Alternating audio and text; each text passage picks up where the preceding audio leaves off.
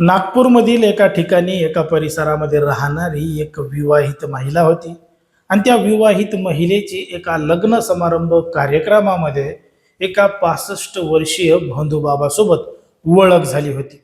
आता त्या महिलेच्या पाठीमागं काही अडीअडचणी चालू होत्या आणि त्या अडीअडचणी दूर करण्यासाठी तिनं त्या बाबाची भेट घेतली होती.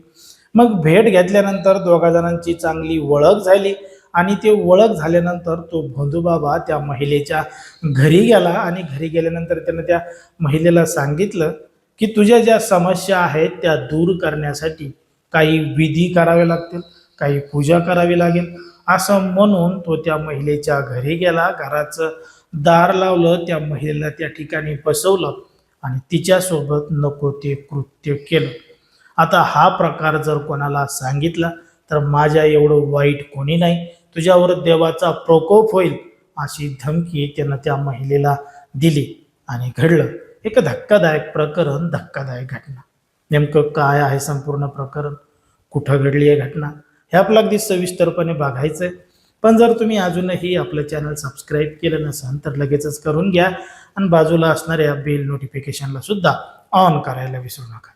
आता ही जी संपूर्ण घडलेली घटना आहे ती आहे नागपूरमधील सक्करदरा पोलीस ठाण्याच्या हद्दीमध्ये घडलेली संपूर्ण घटना आहे. आणि या घटनेला सुरुवात होते ती म्हणजे काही महिन्यां अगोदर.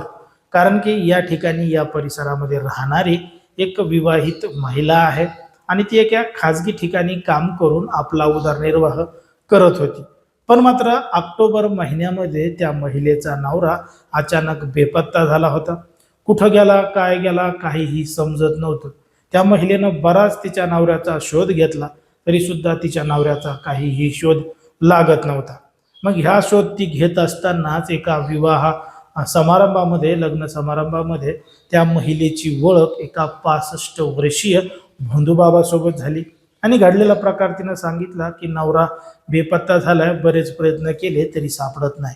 मग तो जो भोंदूबाबा आहे तो त्या महिलेला म्हणला की ठीक आहे, काही हरकत नाही, तुझा नवरा सुखरूप घरी परत येईल, मी काय करतो त्यासाठी काही विधी आणि काही पूजा करतो. असं म्हणून त्यानं त्या महिलेला विश्वासात घेतलं. तिच्यासोबत तो गोड गोड बोलू लागला आणि गोड गोड बोलल्यानंतर याच्यासाठी पूजा करावी लागेल, विधी करावे लागेल, त्याच्यासाठी काही सामान लागेल असं म्हणून तो त्या महिलेच्या घरी गेला आणि त्या ठिकाणी जाऊन त्यानं त्या महिलेसोबत तिच्याच घरामध्ये जबरदस्ती सगळं काही मनमोकळेपणानं केलं. पण मात्र हा सगळा प्रकार घडल्यानंतर त्यांना त्या महिलेला धमकी दिली की जर तू याची वाच्यता कुठं केली तर देवाचा प्रकोप होईल, तुझ्यासोबत वाईट घडेल, असं होईल तसं होईल. तशी धमकी त्यानं त्या महिलेला दिली. मग महिलेला धमकी दिल्यानंतर ती महिला काही दिवस घाबरली, काय करावं काय नाही तिला समजलं नाही.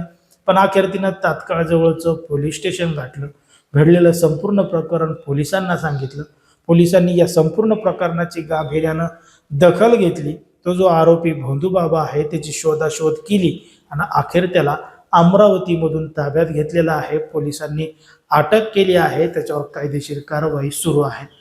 पण मात्र ज्या पद्धतीनं नाशिकचा भोंदूबाबा अशोक खरात याचं प्रकरण संपूर्ण राज्यभर देशभर गाजतंय, त्यानं आत्तापर्यंत किती महिलांसोबत अशा पद्धतीनं केलंय, किती महिलांना कशा पद्धतीनं फसवलंय आणि त्यांच्यासोबत काय काय घडलंय हे राज्यातल्या जनतेनं सगळं काही पाहिलेलं आहे. पण मात्र तरीसुद्धा महिला अशा भोंदूबाबांवर विश्वास का ठेवतात?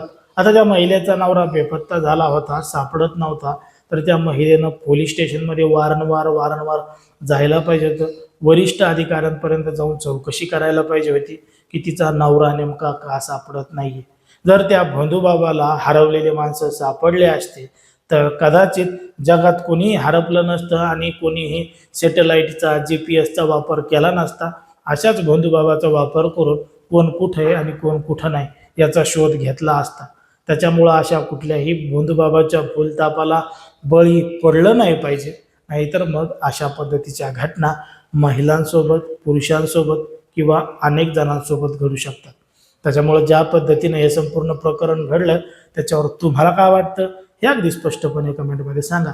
कारण की त्या महिलेनं वेळीच दखल घेतली आणि तात्काळ पोलीस ठाण्यामध्ये तक्रार दाखल केली, म्हणून तो भोंदूबाबा आता अटक झालेला आहे.